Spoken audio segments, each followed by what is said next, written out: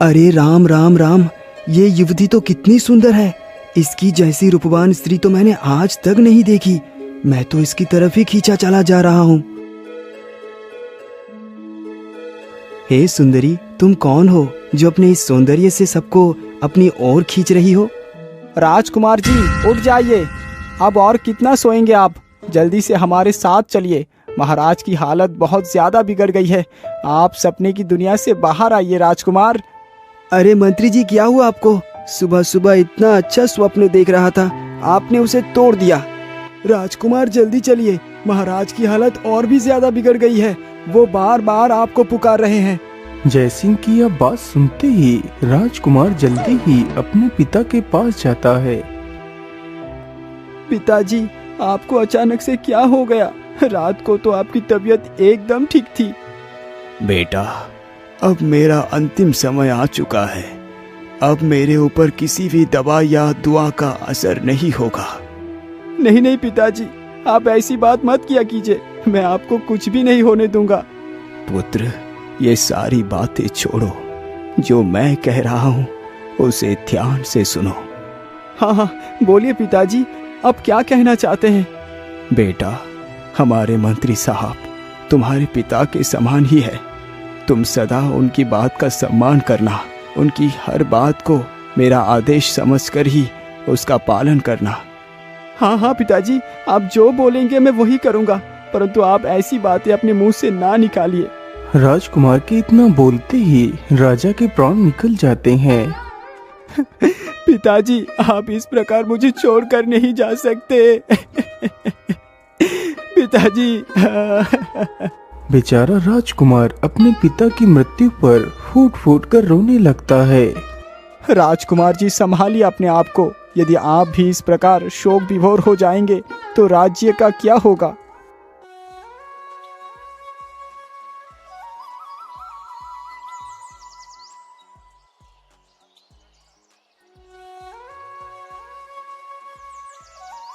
राजा की मृत्यु के पश्चात राजकुमार को ही राज्य का राजा बना दिया जाता है। महाराज, इस वर्ष का सारा कर रूपी अनाज एकत्रित कर महल के अन्न भंडारों में जमा कर दिया गया है। आप एक बार हमारे साथ चलकर उसे जांच लीजिए। अरे नहीं मंत्री जी, आप मेरे पिता तुल्य हैं। मुझे आपकी बात पर कोई संदेह नहीं। पुत्र, तुम्हारा इस सम्मान का मैं आदर करता हूँ, परंतु एक राजा होने के नाते तुम्हारा हर वस्तु को जांचना परखना आवश्यक है। अच्छा, ठीक है। यदि आपकी इच्छा यही है तो हम आपकी बात नहीं काट सकते। हम आपके साथ अवश्य चलेंगे। चलिए मंत्री जी। इतना बोलकर राजकुमार मंत्री के पीछे पीछे चल देता है।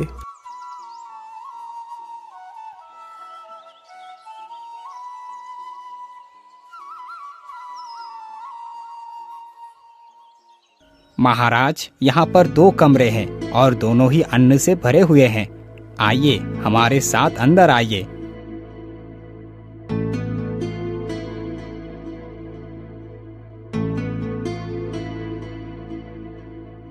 मंत्री बारी बारी से दोनों कमरों में भरे अनाज के भंडार को राजकुमार को दिखाता है।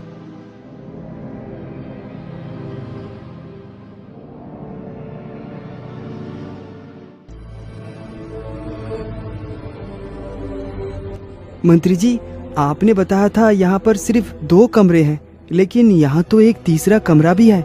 आखिर इसके अंदर क्या है? राजकुमार जी, इसके अंदर क्या है वो मैं आपको नहीं बता सकता। ये आदेश आपके पिताश्री का ही है कि इस कक्ष से आपको दूर ही रखा जाए। परंतु क्यों मंत्री जी? आखिर इस कमरे के अंदर ऐसा क्या है जिसे मैं भी नहीं देख सकता? चाहे कुछ भी हो जाए, मैं इस कमरे की सच्चाई को जान कर ही रहूंगा। मंत्री के बार बार समझाने पर भी राजकुमार अपने जिद के आगे अड़ा रहता है। वह मंत्री की एक भी नहीं सुनता। पिताजी, मेरा मित्र यदि इतना जिद कर रहा है तो आप उनसे कमरे का रहस्य क्यों छुपा रहे हैं? महाराज की मृत्यु के पश्चात ये सारा राज्य पाट, धन दौलत, बाग बगीचे सब कुछ इन्हीं का ही तो है। फिर आप इन्हें रोक क्यों रहे हैं? बेटा, तुम ठीक ही कहते हो, सब कुछ इन्हीं का तो है, लेकिन महाराज ने मरते मरते मुझे आदेश दिया था कि राजकुमार को इस कक्ष में मत ले जाना। यदि मैंने उनके आदेश का उल्लंघन किया तो उन्हें बुरा लगेगा। वैसे पिताजी, अब तो राजकुमार ही हमारे महाराज हैं। उनकी आज्ञा का पालन करना हम सबका कर्तव्य है। यदि आप राजा के दुख का इतना ध्यान रखते हैं तो हमारे इन राजा के दुख का भी तो ध्यान रखिए। दरवाजा खोल दीजिए।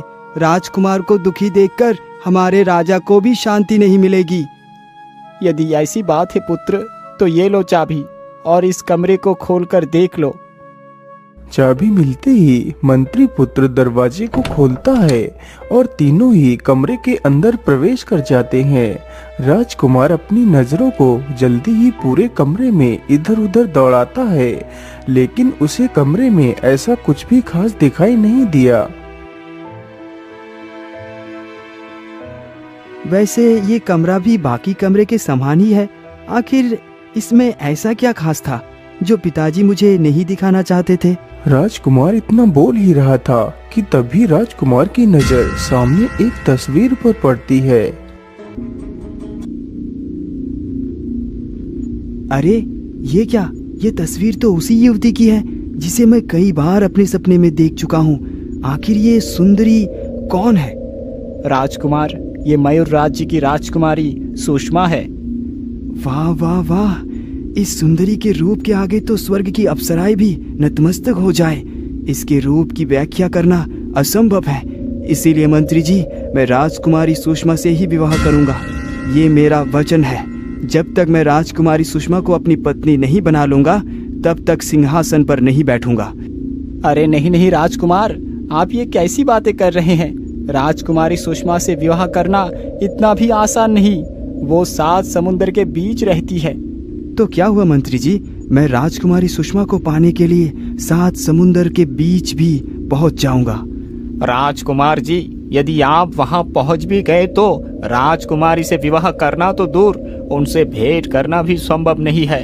आज तक वहां जो भी गया वो कभी लौट कर नहीं आया। फिर मैं आपको ऐसे अनहोने काम में हाथ डालने की सलाह कैसे दे सकता हूँ? मंत्री को जिस बात का डर था वही हुआ। राजकुमार बचपन से ही हठी था। वह जिस चीज के लिए हट कर लेता था वह उसे प्राप्त कर ही सांस लेता था। मंत्री बार बार राजकुमार को वहां जाने से रोकता है, लेकिन हठी राजकुमार मंत्री की एक बात भी नहीं सुनता। मित्र, तुम्हारे पिता तो मेरा साथ नहीं दे रहे। क्या तुम इस कार्य को सफल बनाने में मेरी मदद नहीं करोगे? तुम तो मेरे सच्चे मित्र हो। राजकुमार, संभालिए अपने आप को। आप इतना दुखी ना होइए। एक मंत्री पुत्र होने के नाते ना सही, एक मित्र होने के नाते मैं तुम्हारा साथ अवश्य दूंगा। पुत्रों, ये तुम दोनों को क्या हो गया है? आखिर तुम दोनों जानबूझकर दहकती आग में क्यों कूदना चाहते हो? पिताजी, अब चाहे कुछ भी हो जाए, यदि राजकुमार ने उस राजकुमारी से विवाह करने का वचन लिया है तो हमारा कर्तव्य है अपने राजा के प्रत्येक वचन को पूरा करने का। इसीलिए आप हमें ना रोकिए। हम दोनों कल सुबह यहाँ से मयूर राज्य के लिए प्रस्थान करेंगे।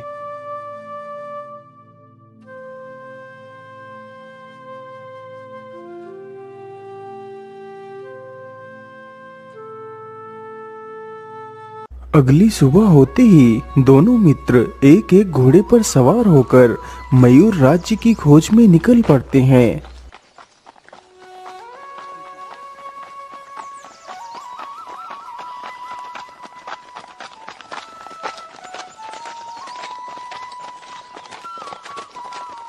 उन दोनों को चलते चलते सुबह से शाम हो जाती है। वैसे मित्र, अब तो शाम हो चुकी है और जल्दी से रात भी हो जाएगी। सुबह से चलते चलते हम थक भी गए हैं, इसीलिए कोई सुरक्षित स्थान देखकर वहीं पर रात गुजार लेते हैं। हाँ मित्र, आपका कहना एकदम उचित है। हमें जल्दी ही किसी सुरक्षित स्थान पर रुकना होगा।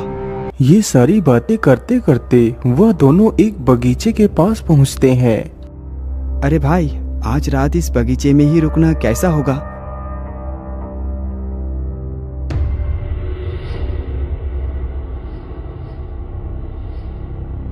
राजकुमार जी, ये बगीचा मुझे कुछ ठीक नहीं लग रहा। यहाँ का वातावरण तो कितना शांत है।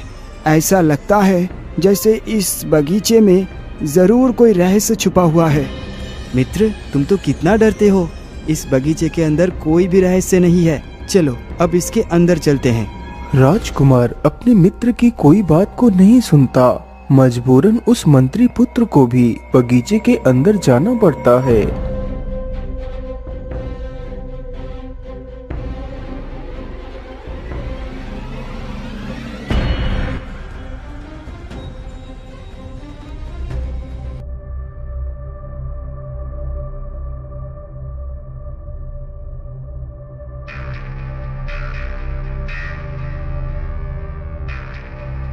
मित्र, हम दोनों अपने घोड़े को यही पेड़ के नीचे ही बांध देते हैं और दोनों इस पेड़ के ऊपर चढ़कर बैठ जाते हैं। ठीक है राजकुमार जी, जैसा आप उचित समझे।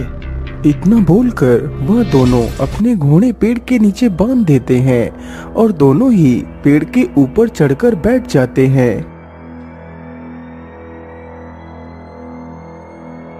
हे भगवान, पता नहीं राजकुमार ने हमें किस मुसीबत में लाकर फंसा दिया है। काश कि मैं राजकुमार की किसी बात को ना मानता और ना यहाँ आने को तैयार होता। राजकुमार का मित्र ये सारी बातें सोच ही रहा था कि तभी वह देखता है कि आकाश की ओर से कोई उसकी तरफ ही बढ़ता हुआ चला आ रहा है।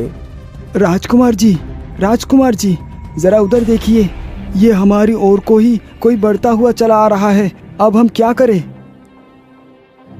भाई, तुम चिंता ना करो, ये चाहे कोई भी हो, हम इसका डटकर मुकाबला करेंगे। तुम शांत हो जाओ। कुछ ही देर में आकाश से कुछ परियां उस बगीचे में उतरती हैं। अरे मित्र, ये तो परियां हैं। हाँ भाई, ये परियां ही है, लेकिन ये इस बगीचे में क्यों उतरी है?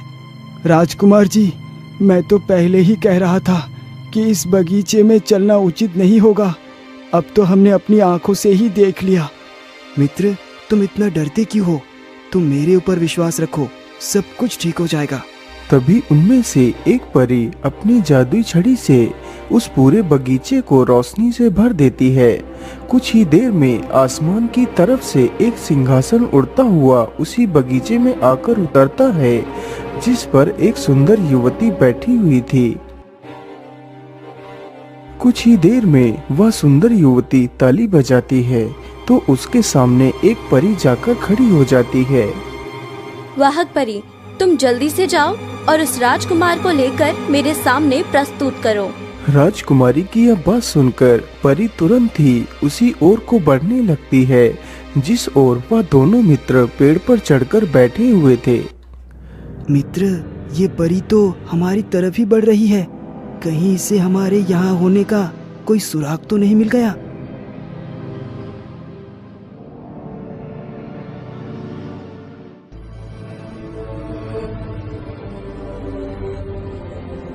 राजकुमार जी, आप पेड़ से नीचे उतर आइए। हमारी राजकुमारी आपको बुला रही है।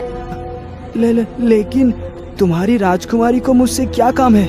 राजकुमार जी, इसका जवाब तो स्वयं राजकुमारी ही दे सकती हैं। आप हमारे साथ चलिए।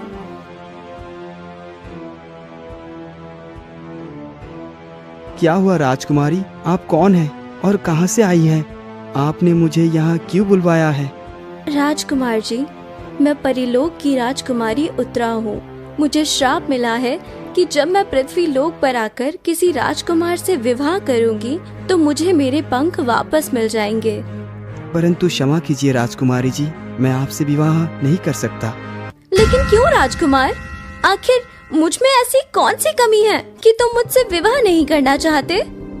बस इसीलिए राजकुमारी कि मैंने मयूर राज्य की राजकुमारी सुषमा से विवाह करने की प्रतिज्ञा ली है, इसीलिए मैं उन्हीं के साथ ही विवाह करूंगा। राजकुमार जी, यदि आप राजकुमारी सुषमा से विवाह करना चाहते हैं तो अवश्य करिए, लेकिन आपको मेरे साथ भी विवाह करना होगा। यदि आपको मेरे इस विवाह से कोई आपत्ति नहीं तो मैं जरूर आपके साथ विवाह करूंगा, लेकिन अभी नहीं। जब मैं वापस आऊंगा तो तुम्हें अपनी पत्नी बनाकर ही जाऊंगा। वैसे राजकुमार जी, आप राजकुमारी सुषमा से विवाह करने जा रहे हैं, लेकिन क्या आपको यह पता है कि आप वहां तक पहुंचेंगे कैसे? वहां पर पहुंचना इतना आसान नहीं। राजकुमारी जी, यदि मैंने प्रतिज्ञा ली है तो कैसे भी कुछ भी करके मैं राजकुमारी तक जरूर पहुंचूंगा। राजकुमार जी, वहाँ तक पहुँचना बहुत ही कठिन है। तुम्हें रास्ते में अनेक प्रकार की समस्याओं का सामना करना पड़ेगा। तो फिर आप ही बताइए राजकुमारी, मैं वहाँ तक कैसे पहुँचूं? राजकुमार जी, आप परेशान न होइए। आप मेरी इस अंगूठी को अपनी उंगली में पहन लो। जब तक आप इस अंगूठी को पहन कर रखोगे, आपका कोई बाल भी बांका नहीं कर सकता। इतना बोलकर राजकुमारी अंगूठी को राजकुमार को दे देती है। राजकुमार जी, अब तो लगभग सुबह होने वाली है। अब हम लोगों के वापस लौटने का समय हो चुका है। आप निश्चिंत होकर जाओ राजकुमार, आप अपने मकसद में जरूर कामयाब होंगे। इतना बोलकर परियां वहां से चली जाती हैं। फिर वह दोनों मित्र भी वहां से आगे के लिए निकल पड़ते हैं।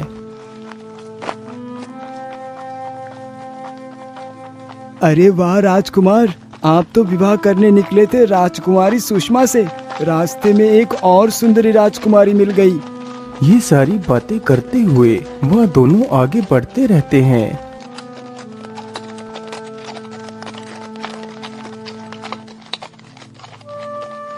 उन दोनों को चलते चलते सुबह से शाम होने वाली होती है। तभी रास्ते में उन दोनों को एक चरवाहा मिलता है।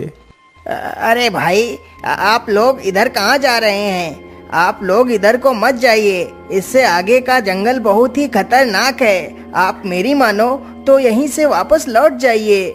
अरे चरवाहे, शायद तुम जानते नहीं कि हम कौन हैं। खतरों से खेलना हमारा शाही शौक है। इतना बोलकर वह दोनों मित्र आगे बढ़ चलते हैं। अरे मित्र, आखिर इस जंगल में हमें क्या खतरा हो सकता है? राजकुमार जी, खतरा तो मुझे भी नहीं पता कि क्या होगा, पर जो भी होगा उसके मुकाबले के लिए हम चौकन्ने होकर चलेंगे।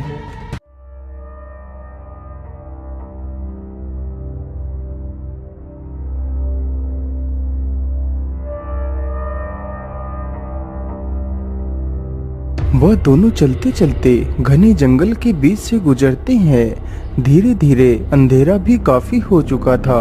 सामने कुछ भी दिखाई नहीं दे रहा था। तभी उन दोनों ने देखा कि सामने से दो आंखें चमकती हुई उनकी तरफ बढ़ती चली आ रही हैं। अरे ये क्या है? ये सामने से कौन आ रहा है? राजकुमार जी, आप फिक्र ना करें, मैं आगे जाकर देखता हूँ। इतना बोलकर उसका मित्र अपने घोड़े से नीचे उतरकर सामने खड़ा हो जाता है तो देखता है कि सामने एक खूंखार बाघ उनके ऊपर हमला करने के लिए तैयार है। अरे दुष्ट बाघ, तू हमारे रास्ते से हट जा, नहीं तो मैं तुझे खत्म कर दूंगा। तभी वह बाघ उसके ऊपर हमला कर देता है तो मंत्री पुत्र अपनी तलवार से बाघ को काट देता है।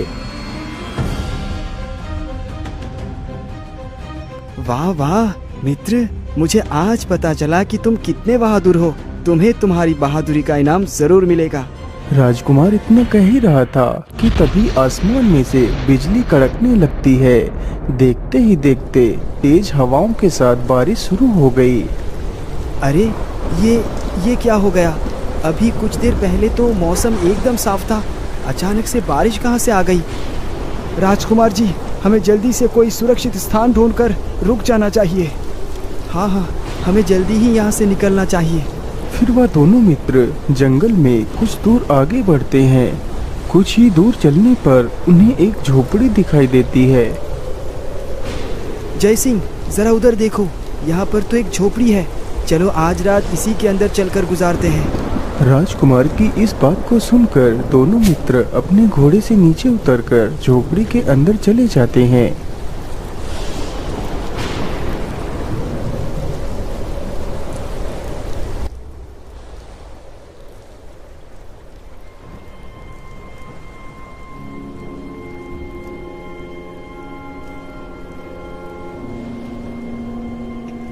मित्र, इस झोपड़ी में तो कोई भी नहीं रहता है। हमारी आज की रात आराम से कट जाएगी। वैसे भी सुबह से चलते चलते हम दोनों कितना थक चुके हैं। मुझे तो बहुत जोर की नींद आ रही है। मैं तो सोने जा रहा हूँ। आ जाओ, तुम भी सो जाओ। राजकुमार तो इतना कहते ही सो जाता है, लेकिन उसके मित्र को नींद नहीं आ रही थी। हे भगवान, पता नहीं अभी मयूर राज्य और कितनी दूर है। ये जंगल तो खत्म होने का नाम ही नहीं ले रहे। जिसकी वजह से जंगल में भटकना पड़ रहा है। काश कि मैं राजकुमार को पहले ही समझा पाता।